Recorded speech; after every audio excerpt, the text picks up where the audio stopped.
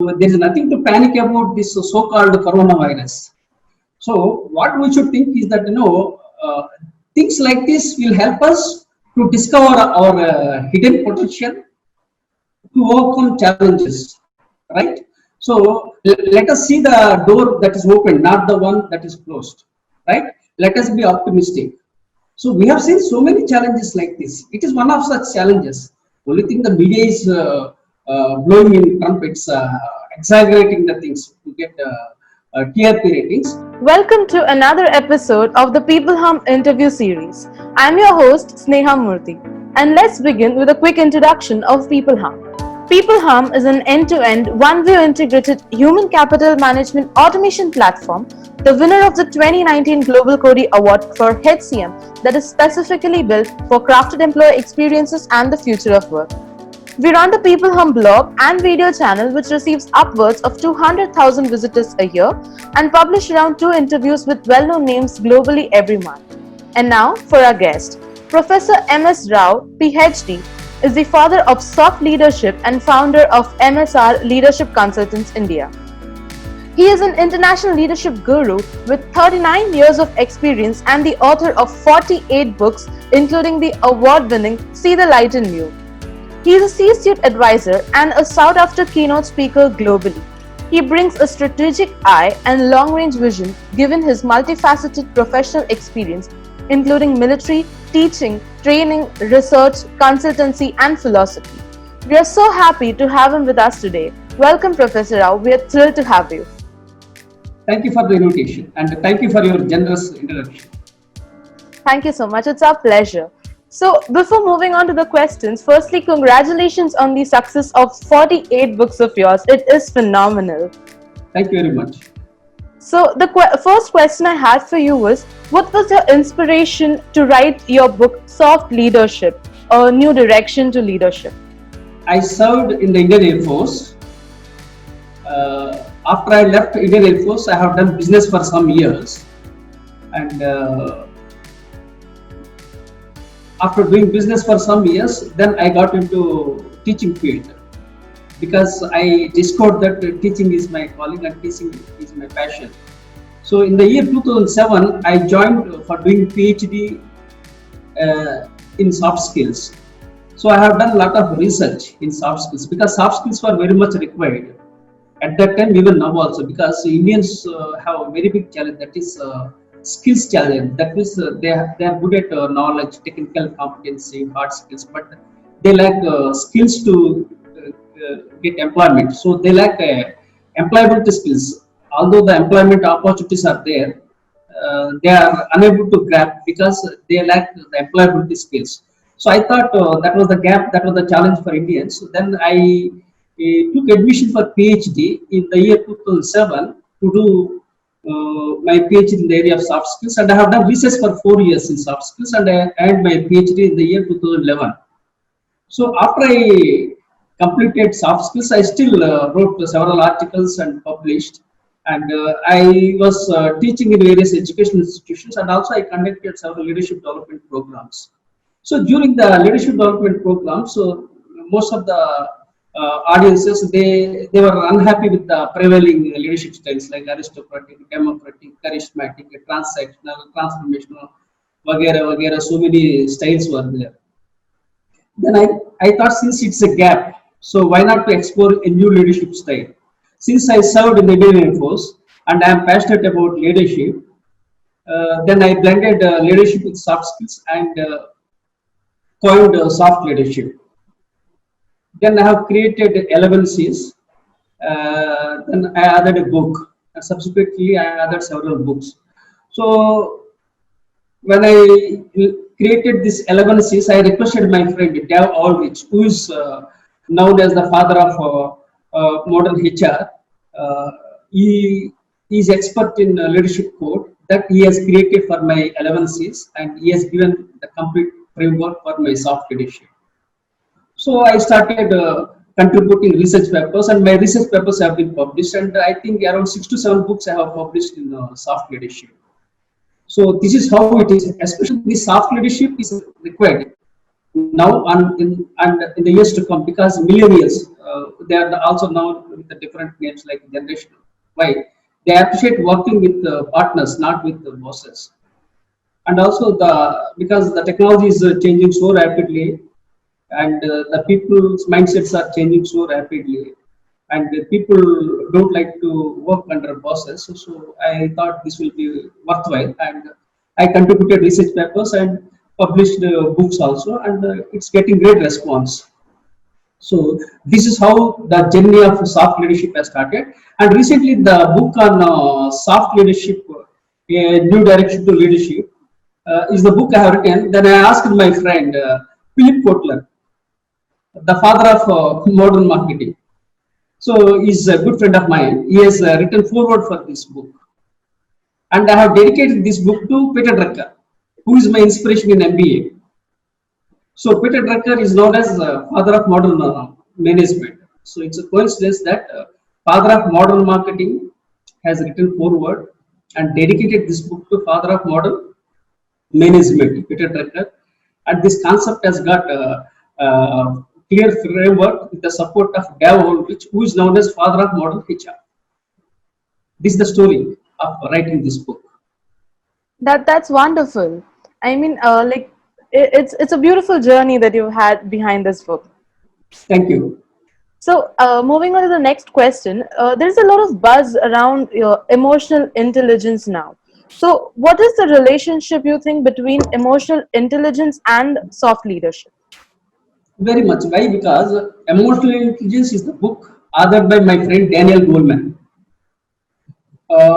Prior to that, there was a feeling that leaders were born, not made. After the advent of the book by Daniel Goleman, who is on my network, who is my good friend, who has written a book on emotional intelligence. So it has become very popular because of this emotional intelligence. Now people have come to a conclusion that leaders are both born and bred. That means it's a blend of both birth and cultivated skills. That's how it is. So since I have done my PhD in soft skills means one of the ingredients of soft skills is emotional intelligence. There are people who are very smart in their technical knowledge and hard skills, but they don't know how to get along with others. That means they lack emotional intelligence. So emotional intelligence is an integral part of soft skills, and the emotional intelligence is an integral part of soft leadership, and emotional intelligence is a subset of soft leadership.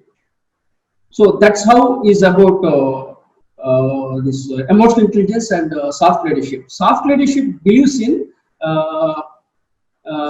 people orientation without compromising task orientation. That means the work has to be done, the task have to be done, but by keeping the people's interests in mind.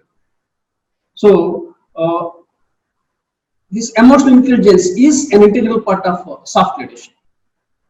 Okay, that's wonderful. So, I mean, there are there are a lot of different categories of generations. Like now, there are millennials, there is like gig workers and freelancers, and there are a lot of categories that are there. So, do you think leadership strategies will differ according to the generation of employees we are handling now? Yeah, very much. See, now there are various generations. I have written a book on soft leadership for millennials. That's one more book which is going to hit very soon across the world. So, in that, I have mentioned about millennials. So, before I explain about these various generations, I would like to throw little light on various generations because there's a lack of clarity among the people about various generations. Even it's not fixed also. Usually, the people who are born between 1940 to 1960, roughly, they are known as baby boomers. The people who are born between 1960 to 1980, they are known as Generation X. So I belong to Generation X. The people who are born between 1980 to 2000, roughly, they are known as Generation Y. They are also known as millennials. The people who are born after 2000, they are known as Generation Z. So these are all the generations. Now we have to handle all these various generations. The challenge is that the baby boomers, they have got old mindset. They find it very difficult to get along with, especially millennials who are known as Generation Y. So what we need to have is that we should understand that uh, new water will always replace the old water. It is the law of the nature. So baby boomers have to go, and generation X have to go. Then again generation Y have to go. Then generation Z will come. Then after generation Z, alpha generation will also come. Okay. So it's part of the nature. So now coming to this handling these various generations, we need to apply different strokes to different generations. So you can't have only one particular style of leadership for a particular generation. So we need to have flexibility. Usually there is an impression that millions are there is a criticism on millennials that they don't listen to this generation X and baby boomers. They don't respect the older generations. Uh, I don't know whether it's how far it is true or not, but the mindset of millennials is that they are very smart, they are very brilliant, they are tech savvy. So definitely there will be gap between older generations and younger generations. Even at home also, we find the gap between parents and children. And when children become parents, then they will have problem with their children. Not exactly problem, the gap. So it can't be avoided. Generation gap is inevitable. So what we have to learn in the current context is that how to bridge the gap between various generations. That means we need to build generational compatibility so that the workplace will be pleasant, peaceful, and productive. So to do that, we need to have different communication styles. We need to have different strategies to reach out to each generation, and we need to customize accordingly. Because the ultimate objective of anything is to reach out to the right audience. So that can happen only when we can customize our communication skills, our strategies according to each generation, in a way that we build compatibility rather than a conflict among various generations. So for that, soft leadership again comes into the picture. That's what I have written in the book, Soft Leadership for Millennials, which I have authored.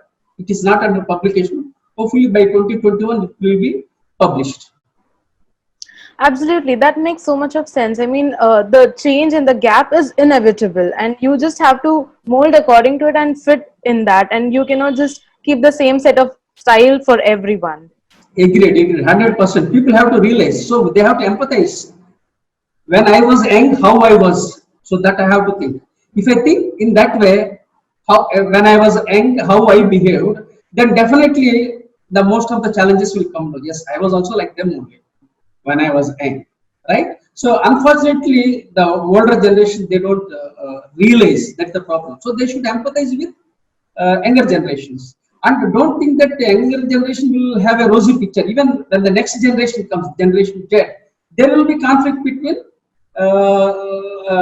Generation Y and Generation Z. Then again, there will be conflict between Generation Z and Alpha generation. But Absolutely. it's a typical Indian mindset, the daughter-in-law versus mother-in-law. So it goes on for the ages Yes. because neither mother-in-law empathizes with daughter-in-law, and neither daughter-in-law empathizes with mother-in-law. This is a typical Indian scenario. Yes. So when Absolutely. they both empathize, the conflict can come down and there can be chemistry so that things will move well. Absolutely, absolutely. So moving, like shifting a focus a little bit on what the current scenario is around us, there's a lot of anxiousness and there's a lot of negativity around, right, with the pandemic that is given. So how do you think, like, how can a leader remain optimistic and be resilient enough to drive teams to success, like, especially in these times? These challenges are quite common. This is not a big thing. Pandemic is something, first time I have seen in my life, but there were people who have seen Spanish flu, I think around 100 years ago. We came out of malaria. So many smallpox. So India is very strong, and that it checkmated the smallpox. So what I believe is that this too shall pass. That's what I believe. So there is nothing to panic about this so-called coronavirus. So what we should think is that things like this will help us to discover our hidden potential, to overcome challenges, right? So let us see the door that is open, not the one that is closed, right? Let us be optimistic. So we have seen so many challenges like this. It is one of such challenges. Only thing the media is blowing in trumpets, exaggerating the things to get TRP ratings. I don't think it's a big challenge in any way, but I'm sure the drug has come now soon. I think vaccine will also come, and I believe in the power of human mind and imagination. So human mind is very powerful, and they are very imaginative. We have handled so many challenges. It is just a small challenge. I'm sure we will come out of it. That's one thing when we talk about this pandemic. Coming to the organizational challenges, the time for us to take feedback and find out uh, uh, uh, to unlearn and relearn. See, the 21st century is all about learning, unlearning, and relearning. We have to learn, okay. Then again, we have to unlearn. Again, we have to relearn. See, when I joined Air Force, I had some of the bad habits before I joined because I was just 18 years old when I joined Indian Air Force. So after I got into Indian Air Force, I became very much disciplined, with a positive attitude, right attitude. I came out of the bad habits which I had. Then again, after I left defense, then again I got into teaching. I was very much aggressive to students. Then I realized that that was not good. Then I got out of some of the practices that would work in the teaching field. So that means that I unlined. Then again, I have relined that to be patient with students, to be pleasing with students. So I started reinventing, and the students have named me as Professor M.S. Rao means they say Professor M.S. Rao, born for the students. So that's the kind of tag the students have given. So it's all about learning, unlearning, and relearning. So we have to do that. This is the process. We have to follow it. Absolutely, I completely agree with you. It is a process that we need to keep learning. We cannot just learn one thing and apply it all our life. We need to learn, unlearn, and relearn. Yes, yes. That makes so much of sense. Thank you so much for that. So, It's my before pleasure. before Hmm. wrapping up the interview, I would like to ask you: do you have any last sound bites that you would like to give our audience with? The thing is, I want to give a couple of messages, especially to the millennials. Be ambitious, but don't be over ambitious. Ambition is an integral part of life. Without ambition, there is no human growth. We have to be ambitious, but let us not be over ambitious. So, given a chance between the best thing can be done and the right thing can be done, so I always insist that we should always do the right thing rather than the best thing. Best thing means you do the things within the given scenario. That may be right, that may not be right, but in the prevailing scenario, you make decisions and you do it to survive. But when you do the right thing, then what happens? You will last forever. So let us greatly ordinary leaders emphasize on the doing the best things, whereas the great leaders emphasize on doing the uh, right things, because the right things will always last forever. They have longevity. So these are the messages. And finally, I would like to give one more message. Let us advocate gender equality globally. I have signed for hashtag he for she. Even I have authored a book titled Strategies to Build Women Leaders Globally. For this book, our Honorable Vice President M. Venkaiah Naidu has written a foreword.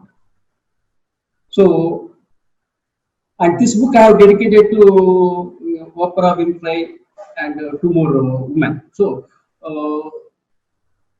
what I have mentioned in this book is a society can grow only when both women and men work together, women and men collaborate together. So, we need to take the support of women by empathizing with them, by empowering them, by giving them equal opportunities, so that women and men can collaborate. See, a bird can't fly with one wing. A bird needs two wings to fly. The global society can be productive and peaceful only when women and come together and collaborate. This is my message. Wow, that's wonderful. I mean, that is a much needed message at this point in time, and thank you so much for that. It's really precious. Thank you for Yeah. giving me this So, wonderful opportunity. it's a pleasure. It's a pleasure to have you with us on our show. Thank you. Thank you very much. Thank you for your time. It was wonderful. It was wonderful connecting with you. I hope to stay in touch with you. Stay safe, take care, stay healthy. And thank you for asking wonderful questions which are relevant in the current context and adding value to your listeners. And thank you Thank you very so much for much. giving me this opportunity. Thank you.